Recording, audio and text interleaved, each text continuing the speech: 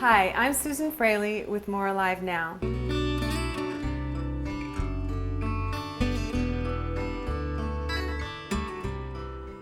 I'm going to show you how to make cultured vegetables, and this is a favorite of mine. This is a little more work with the vegetables. It's not a lot, but it's very rewarding. And you can make big batches. What I'm going to show you here is, this is a good size to start off with. This is a couple of greens and one purple, some carrot, a beet, and I like some rosemary. And now this one is a very simple recipe, but it's one that children sometimes will eat. It goes great with salads or on top of a sandwich like a pickle. There's no heat involved in this one. Sometimes you can use some cayenne.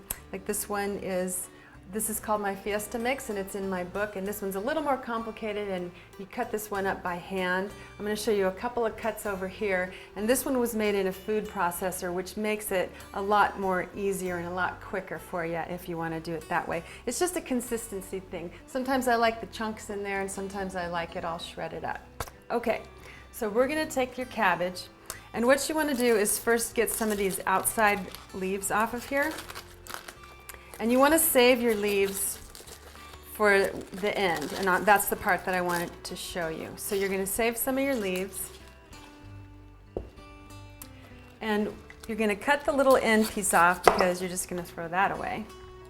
But what you want to do is make a cut something like that, and this makes a nice little cap that's going to go on top of your cultured vegetables in the jar to push them down in the brine, in the liquid. So we're going to put these back over here and bring our pot back over here. And now, of course, I've already shredded up my vegetables. We're going to put them all in the pot.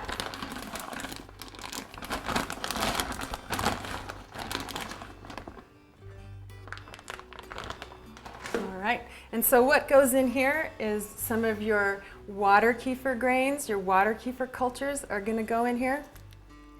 I also like to put a little bit of the water kefir itself.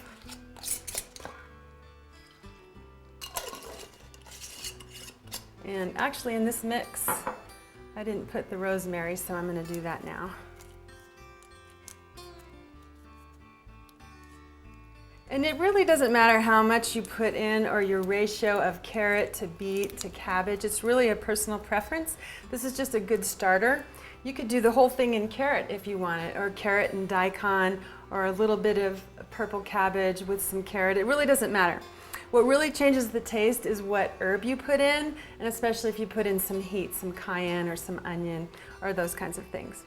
So what we're going to do is mix this up. We're ready to go. So you just got to get your hands in there, and you're going to mix it up. So really all you need are your cultures and your vegetables, whatever kind of vegetable you're using. Cabbage is just traditional, and it's really healthy for you. And I'm using the kefir cultures to make this, the water kefir. But you can also make this with salt. Traditionally, it's been used with salt. You just don't get the full array of all the probiotic cultures that you do in the live culture. There's also grain packets. There's culture packets that you can use those as well. It doesn't matter. It just depends on how more alive you want to go. It's the spiral. So if you use the salt, you get one breed of probiotics. If you use the packet, you get, you bump up a little higher, you get a broader spectrum. And when you have the live kefir grains, you have the full spectrum of the whole symbiotic culture. So I just added some water in there because I was feeling it was a little bit dry. You want this to be a little bit sloppy because the vegetables have to be in their juices. They need to stay wet. And you just want to make sure you mix this up really good. And I'm going to put more water in there because it's okay. You can have more water. You don't want it too dry, that's the one thing. And if it's too wet, you just pour some water off, or it runs off out of your jar. So this is looking pretty good.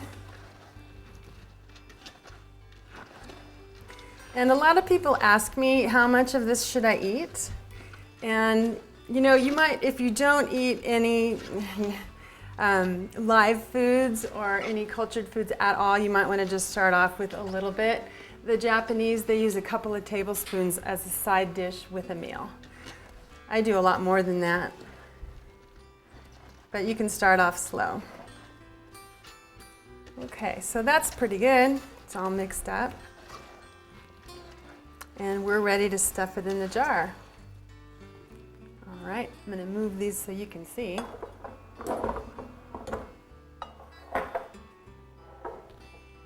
All right, so I use this type of jar just because I like it. You can use a mason jar, it really doesn't matter. You just need a rubber seal on there somewhere, just so it doesn't rust. And you just get a big handful, you put it in here. And I like to have a plate underneath my jar because it spills all over.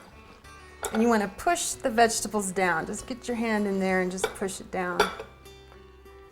And I like to grab off the bottom of my bowl because that's where it's nice and juicy. So get another big wad, put it in there, stuff it down, and you can see the juices come up as I push it down. That's exactly what you want. Although as it ferments, it's going to make more juice. But you want it to be just like that. Just a little sloppy.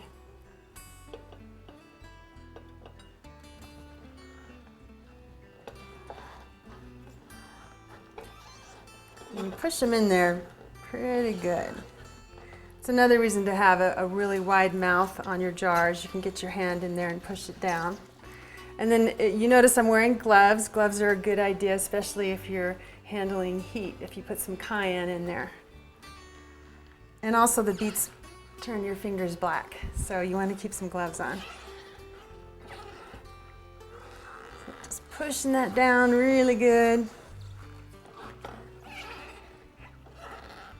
And you just want to make sure that it's underneath the juices. And you could stop there, but I like to make my jar pretty full. So I'm going to put one more little handful in there, maybe not so much. Okay. And it's going to run over the top, that's all right.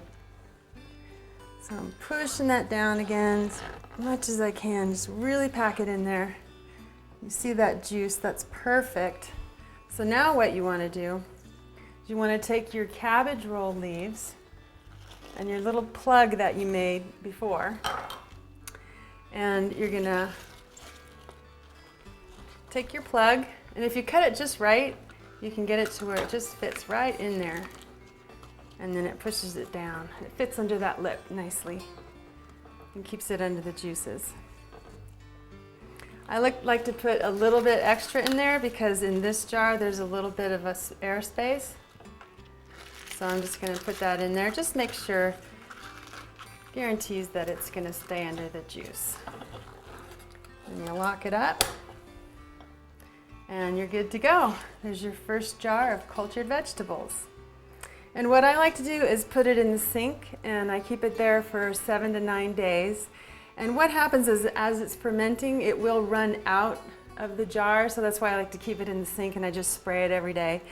And after a while it will recede. It comes out of the top and the gases escape, but the rubber seal keeps any air from coming back in, and that's important. So keep it in your sink for 7 to 9 days, and then you put it in your refrigerator. It's actually better if it's in your refrigerator for a couple of weeks.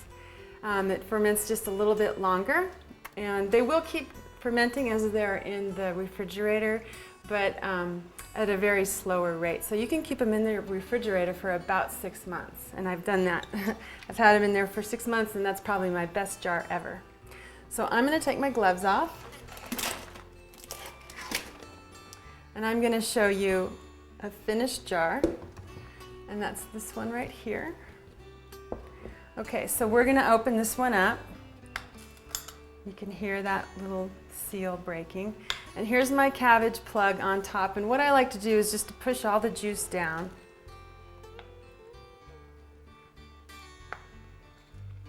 And then I can just, this is trash, so you can take this, take it out, and then here's my little cabbage plug. I actually have a rolled up leaf underneath that. And there you are. So we're going to take a little out, put it in a bowl.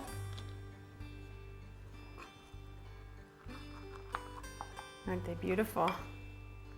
Voila, your cultured vegetables.